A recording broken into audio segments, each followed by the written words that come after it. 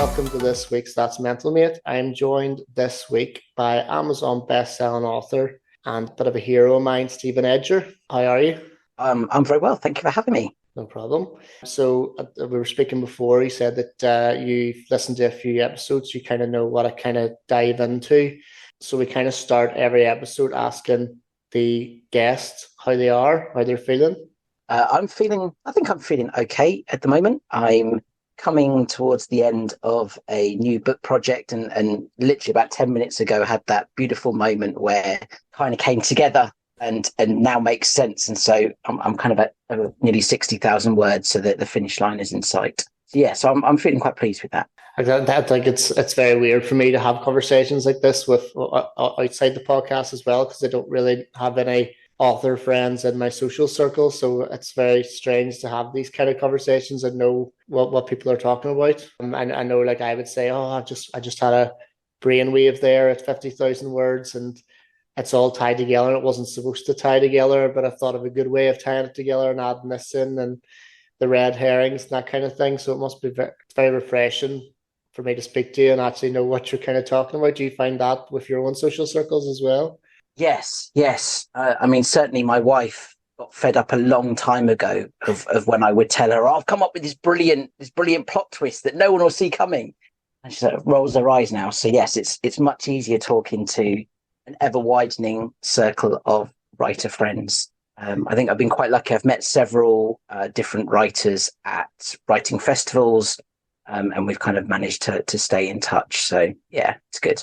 And that was a nice segue, because one of the reasons why I messaged you and asked you if you could come on and have a discussion is because of those writing events that you go to. And I know we had a wee discussion yesterday, and I said I would like to get you on to talk about the stigmas of autism, which you're proud to wave that flag, I suppose. Yeah, yeah. I mean, proud to wave the flag. It's to be honest with you, it's something I'm still kind of coming to terms with, and something that's very new. As in, I think I've only kind of thought that I might even be autistic for the last, well, we now November, so the last 11 months. It was kind of at the start of the year that I started to question and wonder, oh, actually, is this something or not?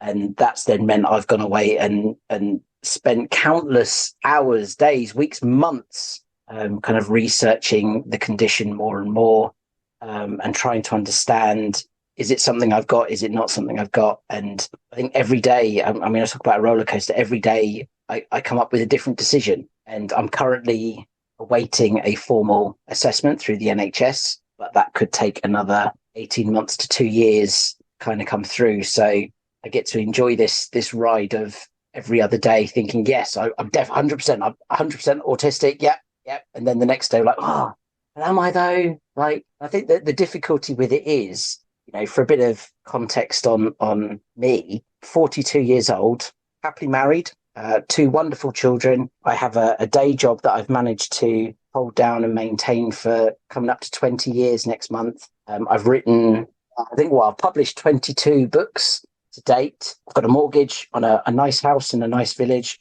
And it's just not the kind of stereotype that people would necessarily associate with a condition such as autism. So I think it's a bit of a struggle. And whilst I think I'm formally recognizing myself as autistic to try and help me come to terms with it, I need to know one way or the other, like kind of the way my brain pattern works. I can't just self-identify as autistic. I need somebody, a medical professional, to tell me or hand me a piece of paper that says yes or says no. And without that, I'm going to continue on this every day. Am I not kind of internalized conversation that happens a lot. That was a very long-winded answer to your question, so I apologize.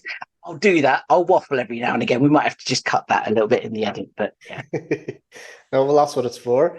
Do you mind me asking how you would feel if the assessment did come back and it turns out that you weren't? I think that's what frightens me the most at the moment. I think I've become so convinced. As I say, this has been a long time coming. I first started reading about the condition in September last year because my son, who was 7 at the time, has always been, my wife and I have always kind of described him as an old man in a young boy's body, because he has certain quirky ways. And that's probably the kindest way to describe it, is quirky ways. He's fine. But it got me kind of thinking about the condition. I think I had a friend whose son had been diagnosed, and so I just started reading about it. And the more I kind of started reading, the more I was kind of reading different traits and the way people approach the world. And I was kind of internally ticking this box, going, "Ah, I do that, I do that, I do that," and kind of the list of ticks for me became far greater than they did for my son. And the reason that I wanted to talk about it is because it's an old wives' tale that autism is a mental health issue or a mental health problem. And I talked about that yesterday with yourself as well, that I wanted to address that and show that it isn't. But I did a bit of research as well, and according to Autistica, that 7 out of 10 autistic people may have a mental health condition such as anxiety, depression, or OCD. 7 out of 10, like that's a big percentage. Do you feel like obviously like you can't give a medical diagnostic now because you aren't medically confirmed, but do you feel like you are more accustomed to feeling more down, OCD, depression, anxiety? Would you feel like you can relate to them emotions a lot more because of your autism? I mean, I would certainly say, yeah, there are not so much depression, but certainly anxiety is something that I've suffered with for a while. And yeah, you're right. Being autistic is not a mental health condition. It's a way of viewing the world, essentially. I saw this brilliant thing that kind of described it as, being autistic isn't about being broken or disabled. It's just a different operating system. It's like if you go from living a life of viewing everything on Windows and then someone hands you a Mac and you've got to learn it. That's the kind of thing. It works, but it's just a different way of viewing the world. And yeah, it doesn't surprise me. I've done a lot of research, as I said before. I've read so many things. I've done a qualification on understanding autism over the summer. And yeah, there are a lot of mental health conditions that also inflict a large majority of people that suffer with the condition. The way we see the world, process the world, it's not easy. I mean, there are times that are easier and worse, and people that are autistic, that it's a spectrum. So everyone suffers in a different way, and to different degrees with it. And yeah, I can understand how then other conditions, particularly mental health conditions, might develop as a result of it. That was going to be my next point. My next point was going to be that it's a spectrum. It's such a huge spectrum. Like there's people that say everyone's on the spectrum, just at different ends of it, or different points of it. Do you agree with that statement? No, I don't agree with the statement. I think the because it's such a wide range of different elements to the spectrum, the condition from what I've been reading and learning about, it's the extremes that happen. It's not like someone that says, oh, I occasionally get anxious about certain things. This is like with the condition, it's a constant kind of thing with it.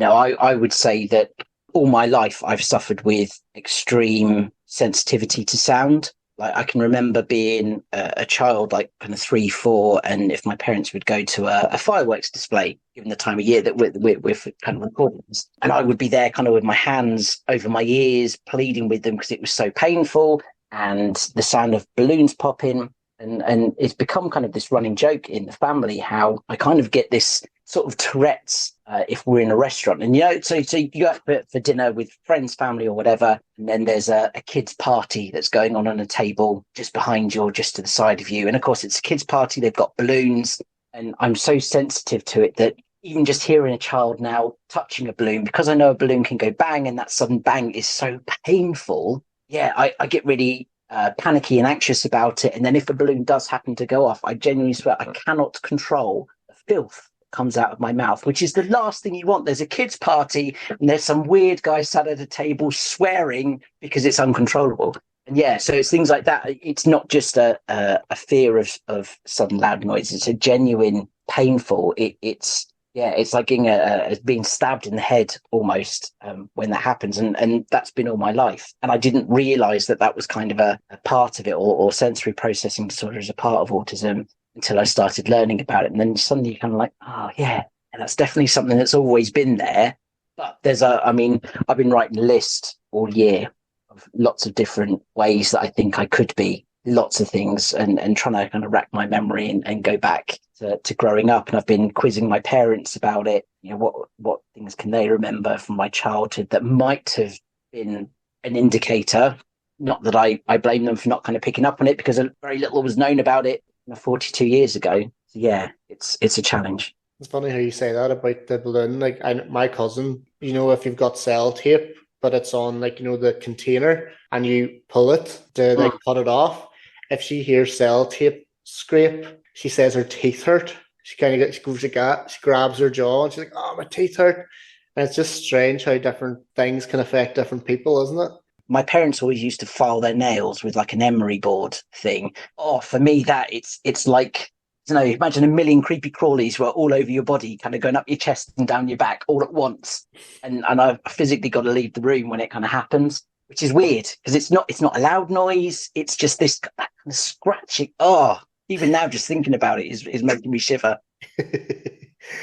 And to bring back about the spectrum, because you said you didn't agree with that, and I suppose like that's kind of been taken and ran with, because people could say, "Oh, I'm autistic because I like the volume on the remote to be an even number," or "Oh, I've got OCD because I have to double check that I've locked the front door before I go to bed." And people just kind of like make it as common as they can. And would you feel like that's kind of offensive? No, I don't think it's offensive. I think it can be quite invalidating. I'm kind of going through a struggle with my family at the moment in terms of reaching this kind of acceptance, and that's part of the reason why I'm seeking a formal assessment as well, not just for me but for them as well. And yeah, I think, as I say, that I think everybody can experience different traits. It's just that level and that intensity and the frequency of how often it's experienced is what sets a neurotypical and autistic people apart. But yeah, not certainly not offensive. I wish there was more, I don't know, more education out there around the condition and how it is and what it means and how it impacts people. I mean, there is information, but again, it's wanting to go out there and find it. As I say, I did a qualification over the summer because I wanted to desperately learn more and to try and understand, is this something I've got, or is it not something I've got, or not that I've got. It's not it's not a disease, but as in, is it? Yeah, is that something that affects me or not?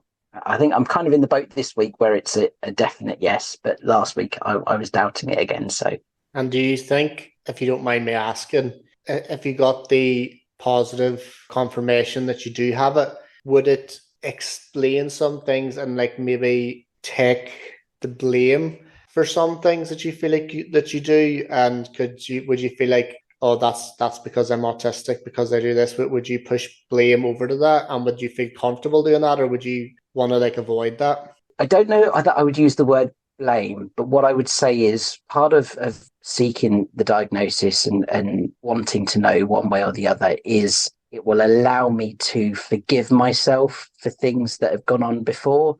You know, I've done a lot of this kind of retrospective thinking about things within my life, even things as simple as, you know, job interviews. I've always struggled with job interviews, and the feedback that I would receive very often is, oh, you know, like bearing in mind I work in the financial industry. So when you have a job interview, you always get these questions where it's like, describe a time when, you know, you had to achieve X, Y, and Z. And the feedback I would always get after an interview is, oh, you gave a really good example, didn't answer the question. And in fact, but I'm going to ask you when we finish recording this, how many of your questions I actually answered and how many did I just kind of spin off at a tangent? Because that's something that happens a lot.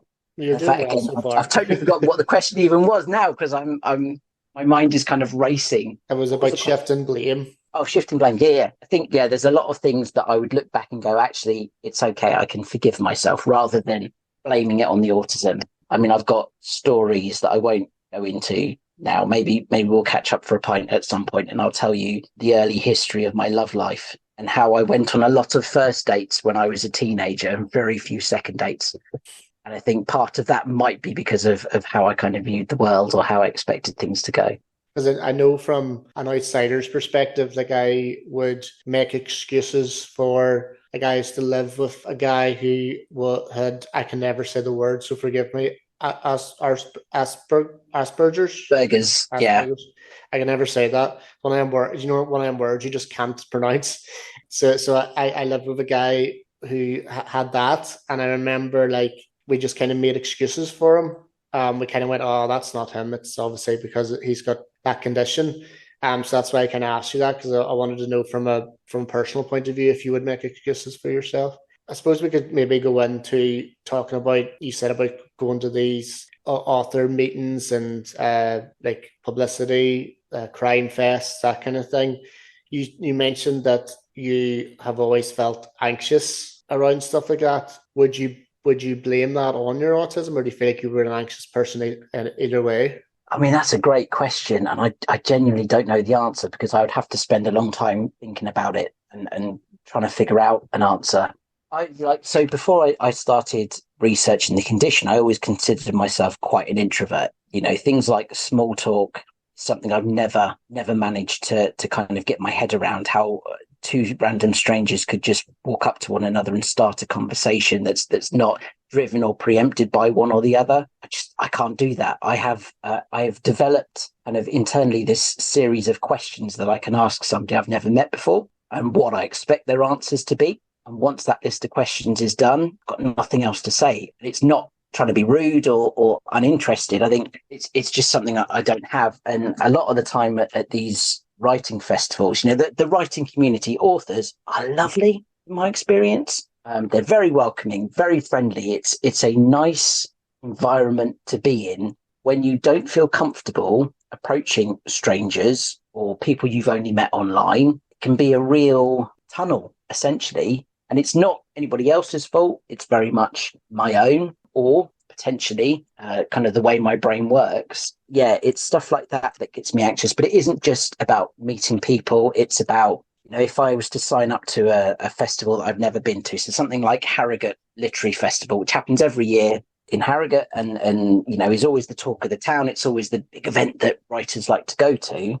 But if I was to sign up and go to that, I would be anxious about what does the venue look like? Where are, you know, how many and where are the nearest toilets? What are the bar prices like? Do authors all congregate in one room, or do they, you know, like a bar, or do they go off to different areas? And, you know, are there ticket prices? Are there bouncers that stop other people getting, like, all these million and one questions would be going through my head because I've never been there before. And you kind of mentioned Crime Fest, which is an annual event that happens in Bristol.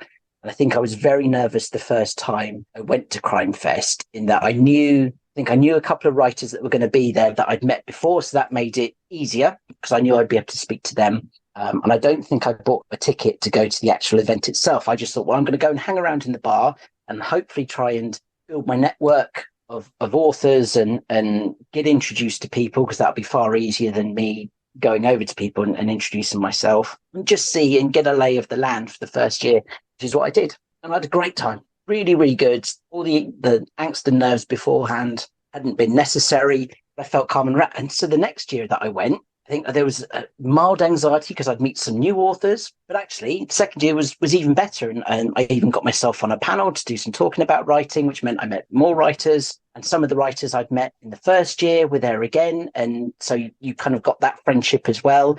And it made it easier. And then I was there 2023 this year as well. And it was even better than the second time. And it just kind of grows and builds. But there is always that fear of the unknown, I guess is the best way to describe it. And, you know, I will see other writers talking to each other and starting a conversation. And I think I do that kind of fanboy thing a little bit as well. If it's an author that I would consider to be more, not celebrity, but more famous, that I feel even more nervous to go over and speak to. And yet there'd be other authors that would just go and start a conversation, and kind of like, I'm so envious. I wish I had that skill and ability just to be able to approach a total stranger and start a conversation. It's not something I've got, which then makes, I don't know, the ability to go to writing festivals more of a challenge. You know, I've got Crime Fest in the bag. I'm already signed up to go in 2024 and I can't wait. This year and last year I went to Capital Crime in London, which kind of happens August, September time. So again, I've got those in the bag, but I'm more fearful of doing more events than that. And it takes a lot out of me, if I'm honest with you. So like Crime Fest is like a 4-day event. When I get home on the Sunday night afterwards, I am exhausted from having to try and be this social animal when I'm more than happy in the rest of my life being sat in this very office where I am now on my own, more than happy. Having conversations with myself, it's much easier. It genuinely takes a lot out of me to kind of process and talk and meet people and try and be engaging as best I can. And did you find that you were that way in school as well? Yeah, it's difficult. Like, so my memory is awful. And it's been a real struggle these last few months trying to remember back to what life was like in school and who my circle of friends was. Did I feel awkward and out of place? And I think, yeah, I was always, I'm a big fan of the TV show The In-Betweeners, the Channel 4 comedy thing. And I always felt that me and my very small, and we're talking kind of 2 or 3 friends, were always kind of in that in-between group. We weren't popular, we weren't sporty, we weren't the ultimate real geeks and nerds. We were smart, we were well behaved, but we didn't kind of fit in any quite one group. Yeah, and whilst I would be quite happy talking to them, there would be others that I wouldn't talk to. And if I'm totally honest, so I think out of, I went to infant school, junior school, secondary school, college, university. Out of all those kind of periods up till I turned 22, I am still in touch with 2 people. All the hundreds of people I will have met during that time, I'm still in touch with and close to 2 people who I knew in secondary school, and that's it. I have no contact with anyone I was at university with, or at junior school or infant school with, or any of my ex-girlfriends.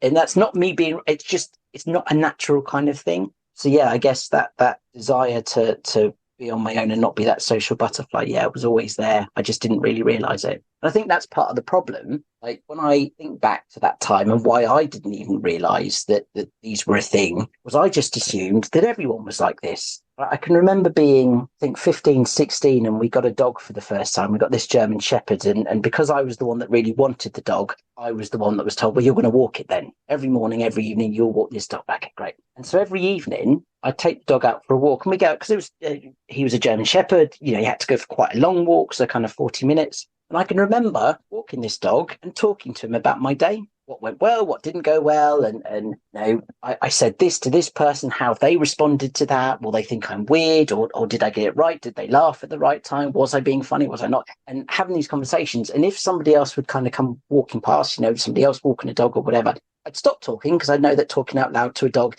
looks mental, but it was something I kind of always did. And I just assumed, yeah, everybody does. Everyone talks to their dog. Of course they do. That's how people process. And, I've always, all my life, had this internal monologue. When you see, you might watch a film, or if you ever read a comic book and you kind of get to see the bubble come out of the person's head and you get to hear what they're thinking.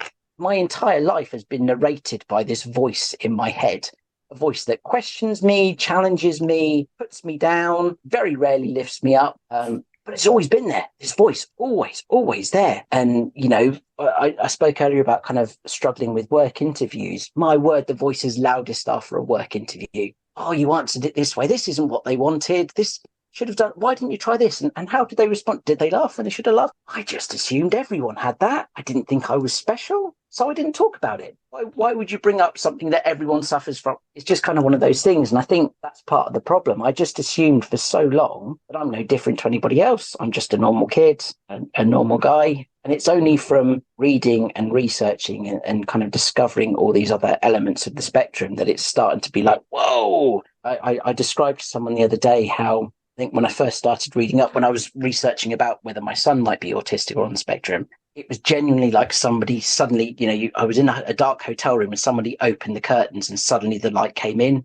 And it's just been a weird journey since that moment, really. Again, I don't know if I answered your question. I did talk for a long time, so I'm hoping I did. You did, yes, don't worry. I was just thinking, whenever you were talking about the interview and how you, after your voices are very loud, it reminded me of, have you ever seen the Black Mirror episode with Jodie Foster, the Doctor Who? No. No. Have I? Don't know. The female doctor. I've seen a lot of Black Mirror. It was the episode where they can rewatch stuff and play it back on the TV and play it back on screens. Oh, okay. I don't remember. I might have done. That would be one of my favorite episodes, to be fair. But maybe I'm getting the wrong Jodie. I was going to say Jodie Comer, but that's not Jodie.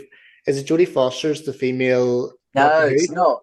Jodie Foster's a Hollywood actress who was in Silence of the Lambs, and I can't think of the lady's name. I can see her in my head.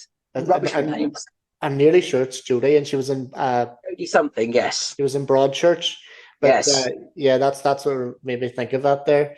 I was going to say that you said that you're perfectly happy to sit in that wee office and you felt like you weren't as sociable as you thought you were. You thought everyone was like that, but it's worked to your advantage because, like I said at the start of the podcast, you're somewhat of a hero. You've published 22 books in how long of a author span? So I started first trying to write in September 2010. So what are we now, 2023? And in fairness, actually, I say 22 published books. I did self-publish a number of books that I've subsequently deleted and wiped. So there's probably actually, in total, it's probably closer to 32 rather than 22. But we don't talk about those 10 anymore. And you're embarrassed by them, or? Yeah, pretty much is the correct answer. I think when I won't bore you with all the details of why I started writing, because we'll be on here for hours and hours. Bore me. That's what I find interesting. So well, okay, fine. You can edit it out after, it'd be fine. So I was on holiday with my very pregnant wife and her parents in June 2010, and I think the second night we'd hired this villa from a family friend in Alicante, or near Alicante, which I'd never been to. I'd been to Spain before, but I'd never been to Alicante. And what really surprised us was the first day when we arrived at the villa, which was in a very residential kind of area. There were tennis courts, there were bars, and, it didn't seem a rough area. We arrived and there were bars on the window, like you'd see in a prison camp. We thought, that's a bit weird. Okay, maybe it's just a security deterrent, whatever. And on the second night, we'd gone to a nighttime market in the car, and we drove back and we stopped off at the local bar for a nightcap, and then came back to the property. And what I thought really weird was one of the villa windows was open. Let's left the window open. I don't think we would have done. And it was only then that I realised that actually the bars are missing from the window now. They've been removed and they're physically stood up beneath the window, and this window is open. So we're kind of like, oh my God, we've been burgled. I can remember being stood outside the villa with my pregnant wife and her parents and thinking, what if the person's still inside? What do you do? I'd studied Spanish GCSE, got an A star for Spanish GCSE. One of the things not covered on the curriculum is phoning the police in Spain to report a burglary. It never came up for some reason. And so we were kind of in this panic. I don't know what to do. If I was at home in England, obviously you'd phone 999, but your first kind of step, what do you do in Spain? And so then we were stood outside for ages in the dark, in the cold. Like, wow, what do we do? Do we go in? What if we go in and they're still inside and they're armed? How would you respond to that? My wife's pregnant. Her parents are much older. What do we kind of do? And then I'm like, well, do we just wait outside and hope that if they are in, they jump out the window and run off? Again, what if they're armed when they jump out the window? See where my imagination was going and why I end up writing crime. And again, it was this kind of standoff. What do? We don't know what to do for the best. What's going to be the safest thing? And in the end, we went in, and thankfully, obviously, I'm still here now. The property was empty. They'd taken what they wanted and gone. And it was horrible. I mean, I think we were supposed to be away for about 10 days or 2 weeks, and this was only the second day. And I think we all just immediately wanted to cancel the holiday and go, right, we've had enough. No, we don't feel safe here. We want to go home. We didn't. We stuck it out, and we'd phoned the rep who got the police involved and got everything kind of checked off. But we stuck it out. And then as the kind of days went past, I just kept thinking, repicturing that fear of being stood outside the villa, how that would make such a great opening to a book.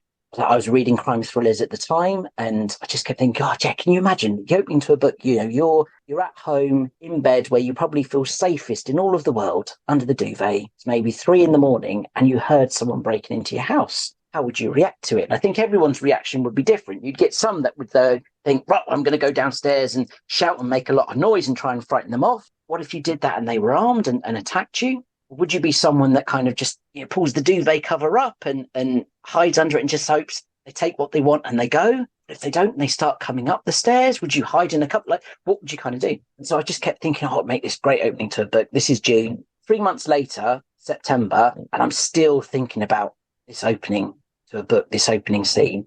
I thought, I've always quite liked the idea of maybe trying to write a book one day. A lot of people will say, I think I might have a book in me somewhere. I'd like to kind of try it. And that had always been in my head. And I can remember kind of school reports I'd had growing up in junior school, where the English teacher would always comment, the term school reports you'd get home on paper, it would always end with, Stephen has a very vivid imagination. So I kept thinking, maybe it's something I should try. And so I did. I wrote, I think, about 4,000 words, this kind of opening scene, this burglary scene, and thought, wow, I've written 4,000 words. Is that good? I don't know how long a book is, how you structure a book, how you plot a book. And so I think I ended up sending the extract off to some family friends and asking for their feedback. Is this okay? Is it not? Would you want to read more? Would you not? But I was very careful about who I sent it to. So people that I knew they'd be honest, but wouldn't be unkind. None of them would go, oh, this is a load of rubbish. Oh, this is the worst thing I've ever read. Not your typical Amazon 1-star reviewers.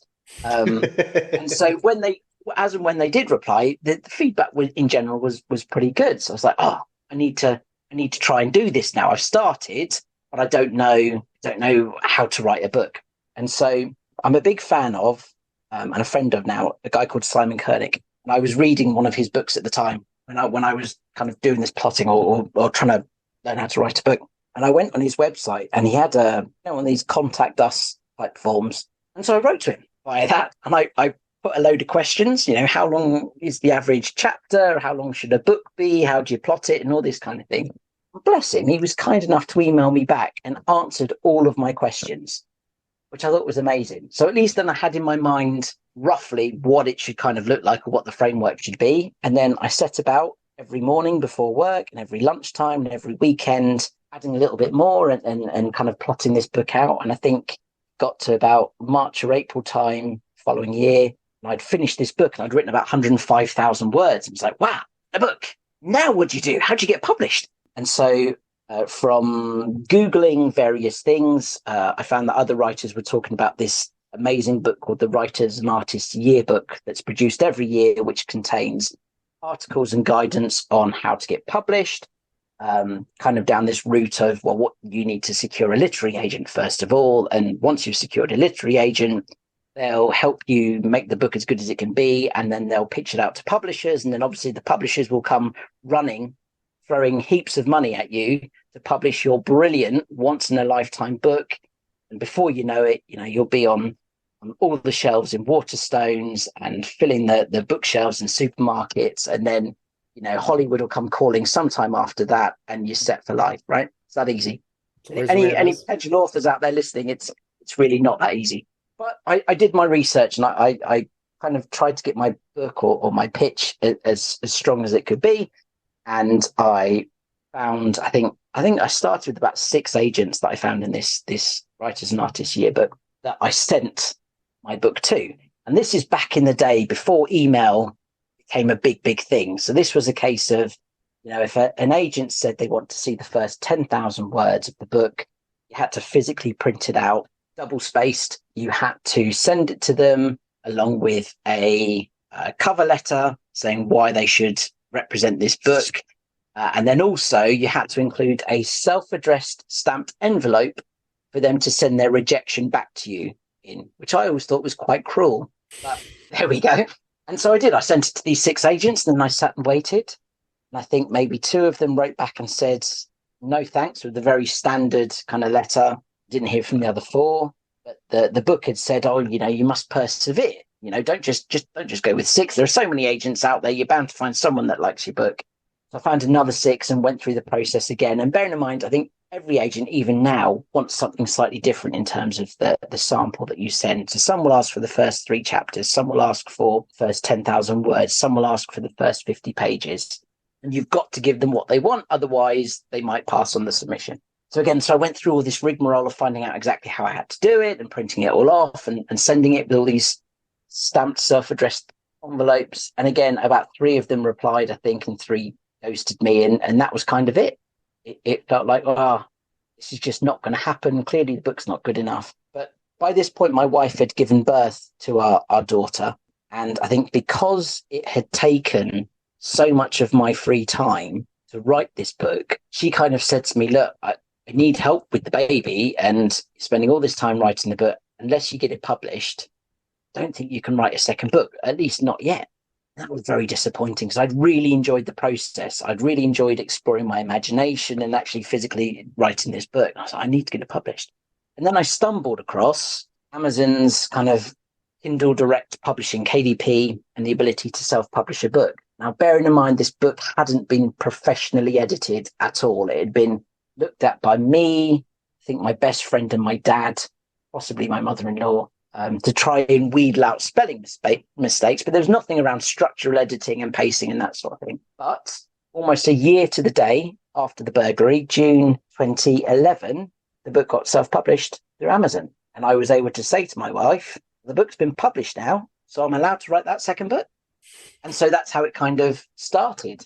And yeah, I was reading stories and articles by other self-published authors that were doing really, really well and selling good books and promoting their books well and making lots of money. And I thought, oh, well, if literary agents and proper publishers don't want me, I'll just go down this route. I'll just self-publish some books and build my audience and market it well and sell a million and have publishers begging me to sign the next book, which again didn't happen. So I think certainly those early books before I managed to land a publisher just weren't good because they weren't properly edited. I think the reviews were okay, but I was embarrassed. I think that very first book I would look back on and there were huge plot holes and some of the dialogue was so clunky. Like I would cringe and this is awful. So yeah, that's why I ended up deleting, I think, 10 of them. I told you it was a long story. No, well, it's actually strange though, because you said that the reason that you got into it was because of a crime that's happened to yourself and your own experiences. Because when I was growing up, I was Harry Potter, Darren Shan, anything with like gremlins or demons or vampires or anything like that. I was big into it. And then I got attacked when I was 20 years old. And I remember being so interested then in the process. Obviously, I could talk about that experience. And my counselor at the time actually told me to put it down. And I wrote it down and I talked about it. That was kind of like a vent as well. Autobiography of how it went down and how I was feeling and what I smelt and what I heard and da da da. And I was kind of like, this is kind of like what I'm like when I'm writing books. And I got very into crime documentaries, crime films, thrillers, and books as well. And then when I graduated, I thought I'm going to give it a wee go. And I don't read, or I don't think I could write anything else. If you paid me £1 million to write a fantasy novel, I don't know where I'd start now. Whereas something like I could be walking down, out for a walk and go, that's the perfect place there to find a body. And I think it's got just the imagination. It was quite similar to yourself in school. My English teacher said that I had good imagination. I remember them critiquing stories and that kind of thing, saying that to pursue it. And that's why I did. Respect you so much because you seem to get up, is it 5 a.m. every morning? You call it 5 a.m. club? Yeah. I don't know how you do that at all. I could not do that. Like there's times I could be 7 o'clock at night to just go, I just want to sit down and put something on stupid on Netflix and lie and do nothing. But you've got like you're so focused. You're just so focused. Yeah, disciplined. Yeah. Disciplined. I think it's I mean, I still love the process of writing. Like I will tell people that when that period I have when I'm writing, for me, because I'm in my imagination, I'm living that experience and I get as much joy out of writing as I do out of reading a book and again getting lost in a good book. And so I'm contracted now with my books anyway, so there is that element of pressure that I have to kind of do it. I think what I've kind of found is I have a day job as well as doing the writing, and so I have to fit my writing in around my day job because the day job pays the mortgage, it pays all the bills, and without it we couldn't live. And so I will kind of my writing process is I will have an idea and I will start to plot out what that idea is and how it's going to work and who some of the characters are. I will tend to do 10 to 15 chapters at a time. So my average chapter length is about 2,000 words. I tend to write anywhere between 40 and 50 chapters. So kind of anywhere between 80 and 100,000 words in total. So I'll do 10 to 15 chapters at a time, plotted bullet points. And this will be, I will go out and I will walk the dog, or I'll be walking my son to school, or I'll be driving in the car to work. And I'll be thinking through what that kind of chapter looks like. And so I can then scribble the bullet points. And the best way I can describe it is it's like I've got a massive cinema screen in my head, and I can physically see detail. I can see the characters acting in a certain way, or what they're kind of thinking, and how they're maneuvering. And so when it comes to actually writing in the morning, yeah, I will get up at 5 a.m. when the house is quiet. My wife and kids are asleep in bed, and I will sit down and I'll look at those bullet points that I've written. And again, it's like this cinema screen in my head, the scene unfolds right before me, and all I've got to do is describe it. And so I can get that kind of 2,000 words, that chapter written. Think I've got it down to about just over an hour, most days out to an hour and a half, and it's done. And I kind of think, yeah, I've achieved something for the day. I've got my chapter done. I can now go and do my day job and get on with the day. But I think it's this, because I know I've only got this very precious time every day. That's what gives me that motivation to get up. That's the me time when I'm not disturbed, and I can just get lost in my imagination. But one of the interesting things, as kind of tying it back to the autism thing, like the speed at which I write, as far as I'm aware, most of the writers I've spoken to, 99% of the writers I've spoken to, are always gobsmacked with the speed at which I can produce a book, because 2,000 words a day is 10,000 words a week, is 90,000 words in 9 weeks. So just over 2 months, which allows me to produce anywhere between 3 and 4 books in a year. Whereas a lot of other writers, it will take them a good year to kind of write a book. I think that speed, that hyper focus, might be as a result of autism. So not blaming it, but actually celebrating it, because it's not a common thing. I speak to writers all the time, and I know lots of writers that will celebrate kind of writing about 800 words in a day. And I kind of think, crikey, is that in half an hour? Like, it's a weird thing. And I always hate when I meet a new writer and how long does it take you to write a book? And you kind of give them that story and you just see their face sink. And it's like, oh, sorry. And I just love it, that hyper focus. But one of the things with it is I am rubbish picturing or making up characters. Right. So when I start plotting a book and I'm working out who my characters are and what they're going to do, couldn't like close my eyes and picture and imagine a person's face. I've always got to think which actor or actress would play them in the Netflix version of my book, or someone in your real life, like friend or family. I kind of picture someone that I know personally or know from the TV or something like that as well. Yeah, and it's one of the things that I think when you kind of look at some of the various quizzes and things that are done around autism, one of the questions is always around ability to, what's your imagination like? Can you, when you're reading a book, can you picture the character? Can you kind of see into their emotions and what they're doing or what they're inferring and things, which is something I really struggle with. So yes, I've got to have an actor or an actress, and like my internet search history will be like actress age between 30 and 33, and I'll see what kind of comes up. Oh yeah, we'll use them. Right, good. I've got in my mind now, I've got it imprinted who's going to kind of be that person. But it's a gift, I think, genuinely. It's the only way I can describe the speed at which I can produce a book. It's a genuine gift. Like in the first, stop talking a minute, I promise. In the first lockdown we had, I'd signed a deal with an imprint of HarperCollins called One More Chapter. And I'd already published 2 books with them under my name, Stephen Edger, and they invited me in for a conversation. And what they wanted was to see if I would be willing to write a series rather than standalone books. And I was up for that. And what they said to me is they wanted a series that featured a detective character, but not a traditional police detective. They didn't want it to be a police procedural. Not necessarily a private eye, but that could work. Some sort of character that would somehow have to investigate cases, but also that the main theme of the series should be around missing children. That was quite an emotive topic, and they thought it would sell well. And what they pitched to me was, because of the speed at which I could write, would I be able to produce, I think originally they said they wanted to publish a book a month, right? To cash in on that whole kind of Netflix binge watching, which was a big thing during the lockdowns. People were binge watching series. Could we do it like that? And I thought, crikey, even by my standards, 1 a month is a lot. I don't think that's achievable. And what we eventually agreed was 1 every 2 months, but they'd give me a head start before they published the first book. And I ended up writing, so bear in mind, I think I pitched them an 8-book series, and after discussions and working on it together, we turned it into a 6-book series, or plotted as a 6-book series. And we had a story arc, or 2 story arcs for the main character to go through. I think, yeah, I wrote the entire series, 6 books, in 13 months during the first lockdown, which I wouldn't recommend to people. I mean, I couldn't go anywhere.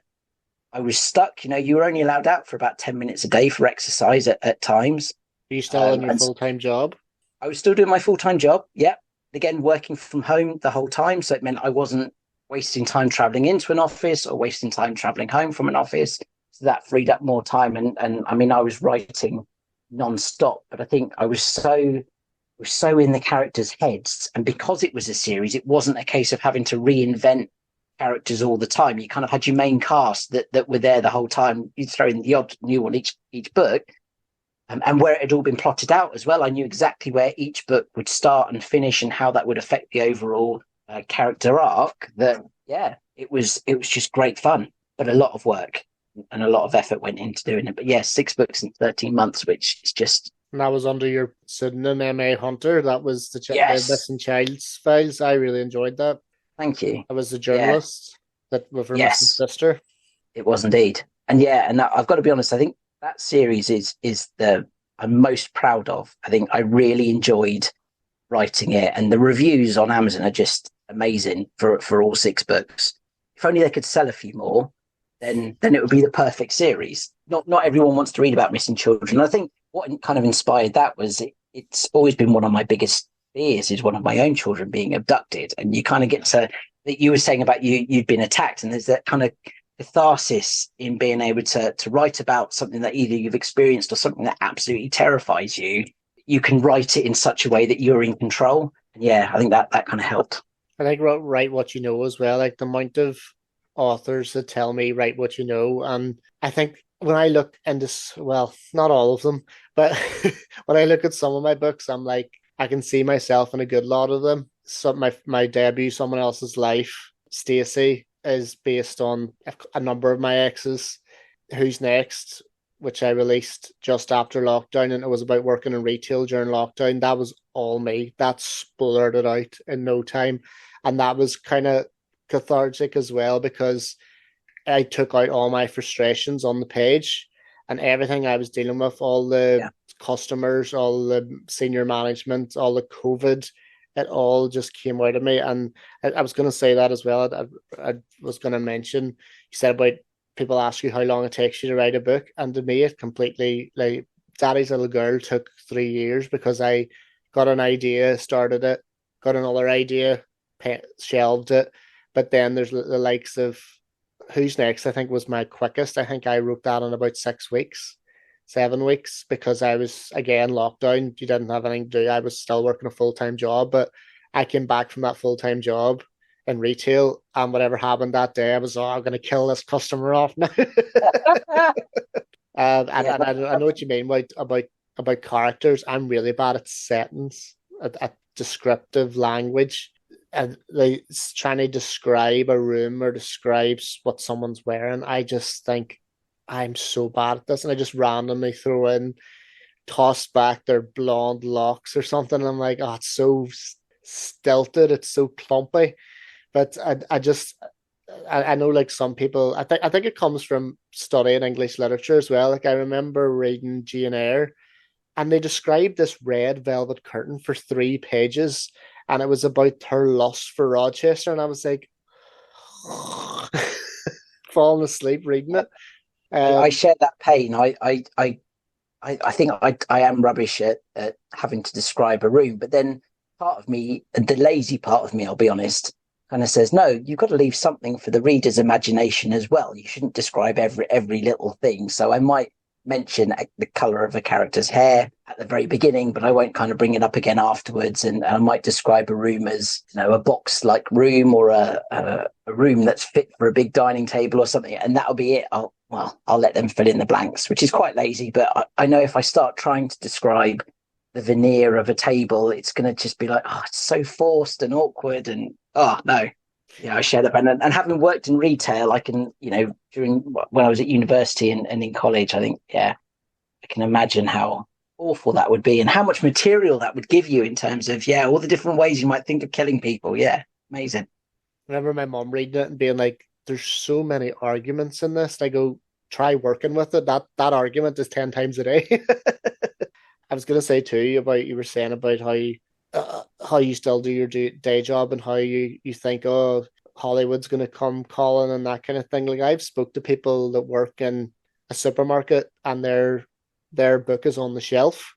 A customer's come up with a few items and one of them's their book and they're like, "Oh, that's my book," and they kind of look at them like, "Yeah, I'm sure it is."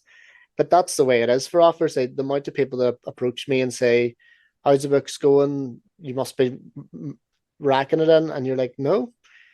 Unless you're J.K. Rowling or unless you're Harlan Coben, who's got another Netflix adaptation coming out now in January. I can't wait for that. You do, so many of them do hold full time jobs and second jobs, and it is a hobby, but it's a paid hobby, I suppose I should say. Yeah, it is. It's difficult, and yeah, I get that asked that question all the time as well. How's the book writing going? And my response now is quite simple. I say, "Oh, writing books is easy. Selling books, that's a nightmare. I've no idea how to do that. If I could figure that bit out, then I'd be fine." And I want to ask you too, going back to like the mental health and the autism, that kind of thing. We talk a lot on this series about what well the past couple of weeks actually we've talked a lot about what people do to calm themselves down if they feel like they're stressed, they feel like they have the woes of the world on their shoulders. I think if someone asked me what I do to kind of de-stress, writing would be one of them. Would you feel the same? I would very much so. Yeah, I think that's why. Again, I've got that discipline for every day, and it's selfish. But I will write for that hour and a half every day because it's the me time, and it gives me that, I suppose, rush of dopamine every day when I'm doing it. But we're talking about mental health here, and there was a time not that long ago in January last year, 2022, when I gave up writing. I think I'd spent, I don't know, I guess, well, over a year anyway. I'd written, I think, four different books, standalone books that I'd pitched to publishers, I'd pitched to agents, and I was getting resounding no's left, right, and centre. And I just kept thinking, I think I got to this point certainly where I was in such a low place with my inability to sell a book that I was ready to give up. I think bearing in mind how quickly I can write. So, four books would take me a year to write. That's still a year of my life that I don't get back. And if that book, I can't sell it, then it just ends up, not in a drawer, but in maybe a metaphorical drawer. It's a file on a computer that will never see the light of day. And I just kept thinking, whilst I've had success in the past, maybe I just don't know what to write. I'm blessed where I have ideas all the time. I'll wake up in the middle of the night, or I'll be having a bath, or I'll be out walking the dog, or driving to work, or whatever, and I'll have an idea for a book. I will scribble notes now. I think I always start a new draft email, my Gmail, so I've always got access to it. I'll scribble the note down. I think I'd got to this point where I was having so many ideas, and I clearly, the four books I'd written failed to sell. Clearly, there was a problem that I wasn't able to pick out ideas that were commercial enough to warrant publishers or agents to take a chance.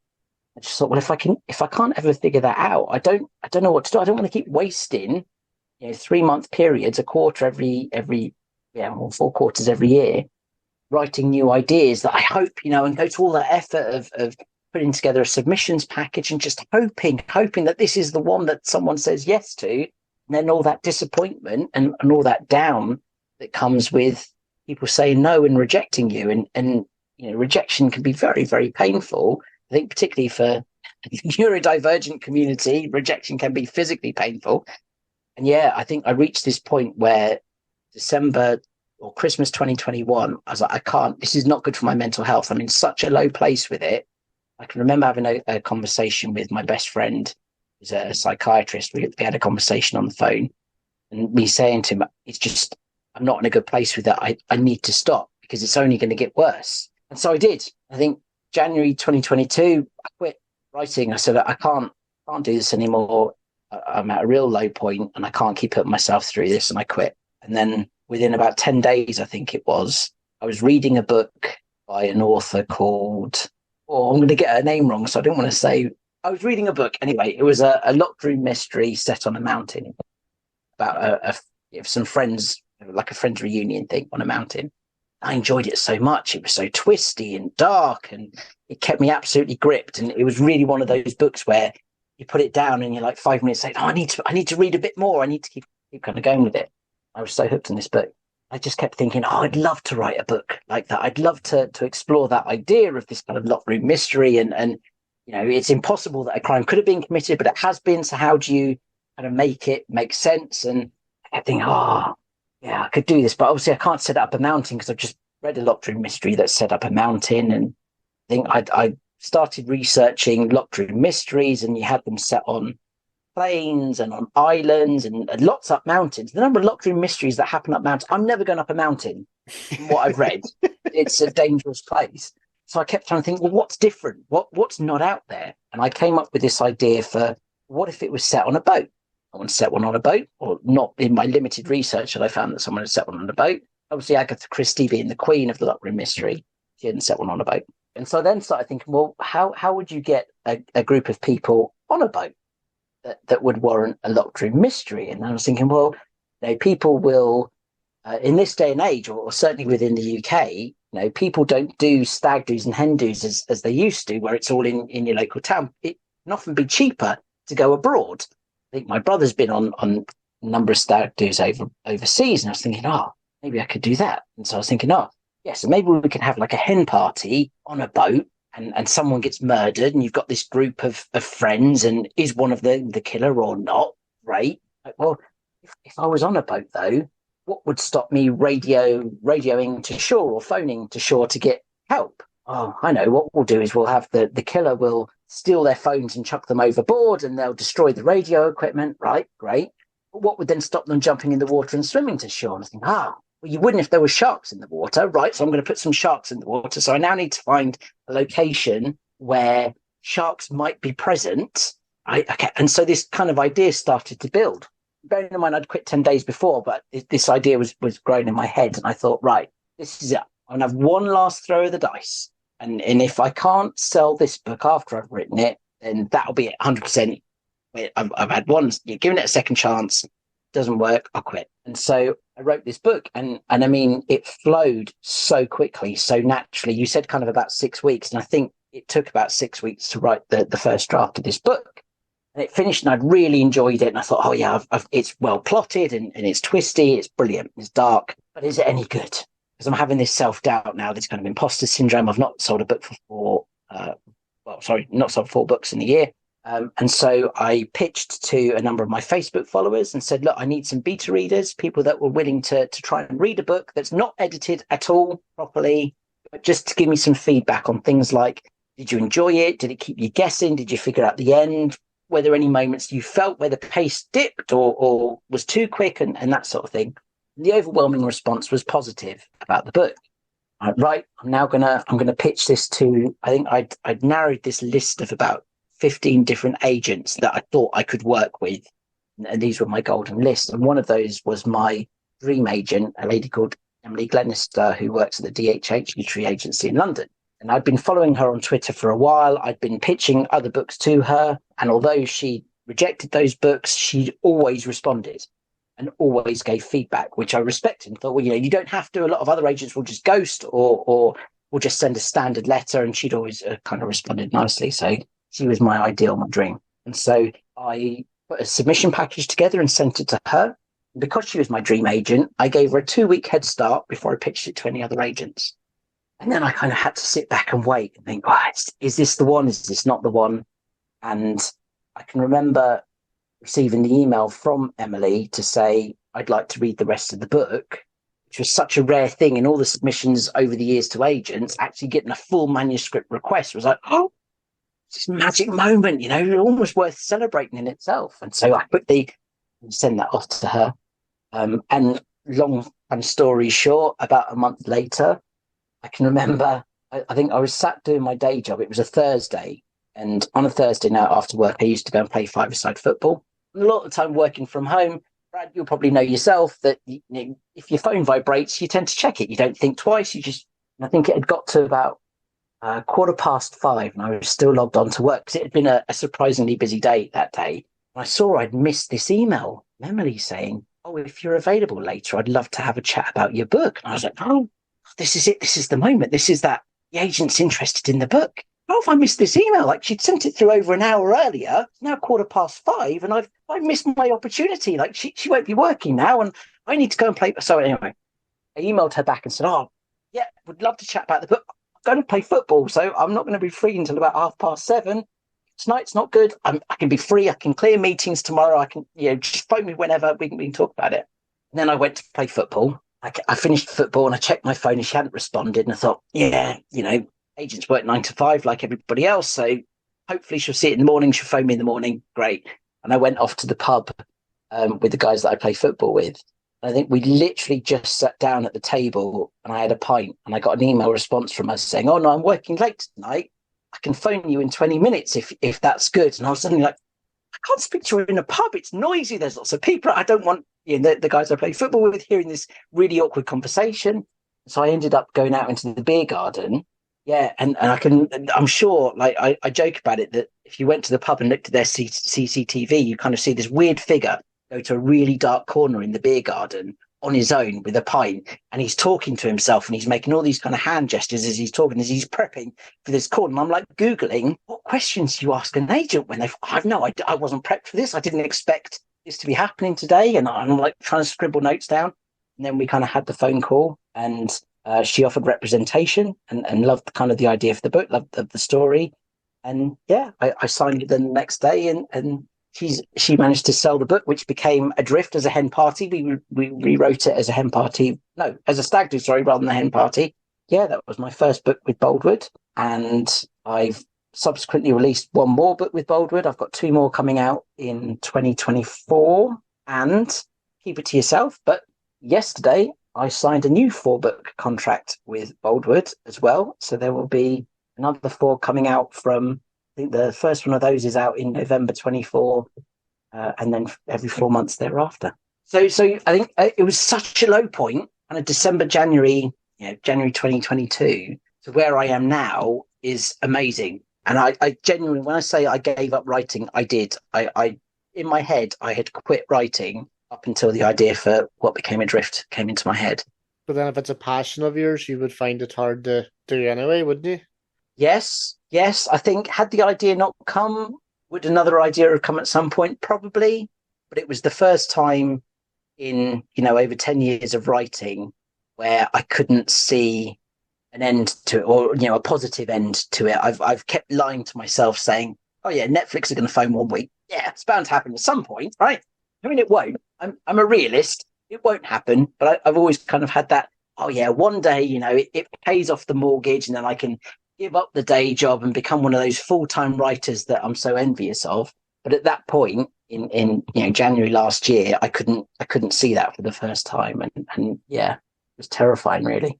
It's just a really nice conversation that we've had because I can see how excited you are and how animated you are when you talk about books and writing, and it's just really refreshing because I don't really have anyone to talk about that with in my everyday life. So I'm kind of looking at you and I'm just kind of, I can not well empathize as well, but I can just relate to everything you're saying, and it's just such a breath of fresh air to have someone that you can discuss something like that with.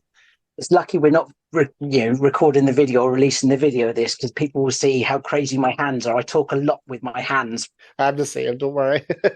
We end the podcast every week, and I think maybe I know the answer to what this is going to be, but if you are ever feeling anxious or feeling down, or if someone's listening to this that feels like they might be going through the same kind of thing or can empathize with you, what do you do that brings yourself up, that makes yourself feel better? Wow. Okay. I don't know. I think I'm very fortunate that I have a loving family around me. And, I'm so proud of my kids. And even when I'm having the worst day possible, all it takes is for one of them to come in with some news or some small good thing that's happened to them in school to kind of lift my spirits. For example, my son a couple of months ago, the school announced there was this national competition where students had the chance to write a poem about themselves with the potential that it might get published one day. And I can remember my son coming home from school. It was a Wednesday, and how excited he was about this idea that he could write something that might get published like Daddy's had. And he kept saying to me, "Oh, we need to work on this poem." They had like a 5-6 week time frame in which to produce this poem, but he had to do it that first night. And I kept saying to him, "No, can we just wait till the week? I've had a long day at work. I'm tired. Let's wait till the weekend." No, I need to do it tonight. And so all I said to him was, "What are you going to write? What are you going to write this poem about?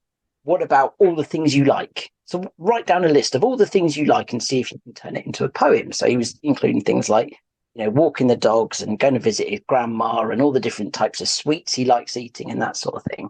And then I gave him one example where I said, "Well, do you want your poem to rhyme or not? Poems don't have to rhyme. Personally, I like them when they do." And he said, "Oh, no, I want it to rhyme." I said, "Well, you could have something like, I like to walk the dogs in the park.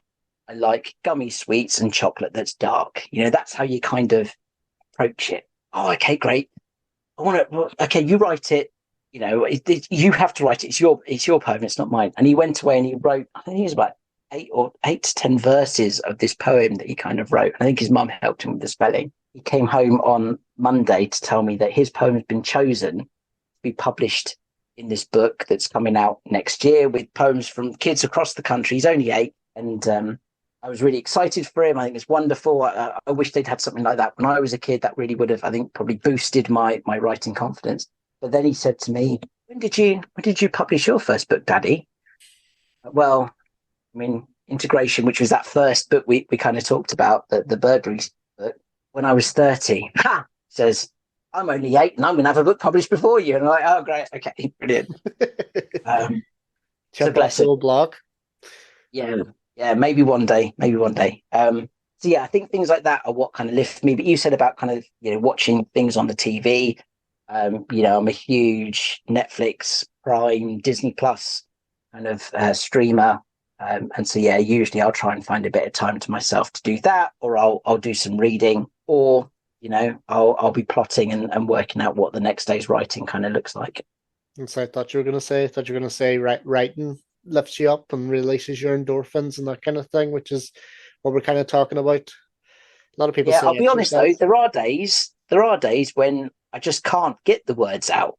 And I think sometimes that's okay. And more often than not, if there's a day when I'm like, I can't quite see the scene, or I'm struggling to kind of write it. Usually it's because it's the wrong scene or it's the wrong chapter. And that's then a trigger to say, actually, no, you need to look at that again and try and change something. So yeah, it's not all easy. But it's easy more than it's not. Yeah, because I was going to comment about you saying full-time writers that you're envious about. I don't think I could do it. I would probably lie in bed till 11 o'clock, get up and put something on Netflix, and then next thing I know, it's 4 o'clock and I've watched the whole series, and I'm like, I better turn the computer on, and I just couldn't do it. I do worry that not having that pressure of only having 2 hours a day to do it, I certainly wouldn't be any more productive than I am at the moment. I've had days when I've written more than a chapter in a day, but I don't think I could do it full time. I think the one a day kind of process works. I think the quickest book I ever wrote, I had a series I was writing called the Kate Matthews series with a publisher called Bookouture, and it was a 3-book series, and I agreed the idea for the 3rd book with my editor before I started writing it, and then I wrote it and submitted it ahead of my deadline. I thought, great, okay, let's wait for the next book to kind of come. And I think when she wrote back, she said to me, for a crime thriller, there's not a lot of crime in this. And it wasn't kind of where it needed to be. And she said, well, we could, I think we probably need to unpick at least half the book and rewrite it. But I'm happy to work with you and support you and kind of work out how to do that. And I thought the idea of trying to rewrite this story was horrid. And a new idea for the character came to me instead. And I pitched that to her and said, well, how about we just ignore that book, just delete it altogether. And actually we do it as this idea. And she much preferred that. But because I think by this point I was at my deadline, I had to get an extension. And I ended up writing this book, the 3rd book in the series, in 18 days. For a Now full book? this was over a Christmas period, so I was off work. So it's not like I was doing my day job as well. But yeah, writing every day and about 88,000 words in 18 days, which again is mental and again, not something I would recommend. It was really hard because I think it's important or certainly for me, when I'm writing, I need to top up those creative juices, reading somebody else's work, watching TV shows and that sort of thing, I think is really important, and having a rest. I will tend to write Monday to Friday, and I don't often write at the weekends anymore, to give me that couple of days just to recharge before I go again. So I'm the opposite. I can't read anyone else's books when I'm writing because I'll end up being like, that's a good idea. Where'd I get that from? And then that night when I'm in bed, I pick up the book and go, oh, that's where I got it from. Yeah, I tend to, if I'm honest, I tend to read more between projects because most of the time I will read. The only time I tend to read will be right before I go to sleep. Usually, if I'm lucky, I get a chapter before my eyes are shutting, and then when I come to look at the book the next day, I don't even remember what I read last night, and I've got to go back and kind of do it again. Whereas if I'm on holiday and I haven't got the distraction of TV, then I will sit down during the day and I can actually read books properly. So yes, I understand. No, I'm exactly the same. In holidays, I just take the Kindle and devour it. It's great. I think we've maybe nerded out more than we should have. A pile of people probably cut us off, and it's just us talking to ourselves now. So I'll let you go. But thank you very much for coming on. I know you were a bit nervous whenever we first started talking, so thanks very much for plowing through it. And it was a very nice talk, and hopefully you've thought the same. Very much so. I've enjoyed it. I can't remember half of what I've said, so I will have to listen back and then process all the embarrassing things I've said or not said, or all the questions I haven't actually answered, even though I've talked kind of non-stop at you for an hour and a half. So no problem. Thank you very much.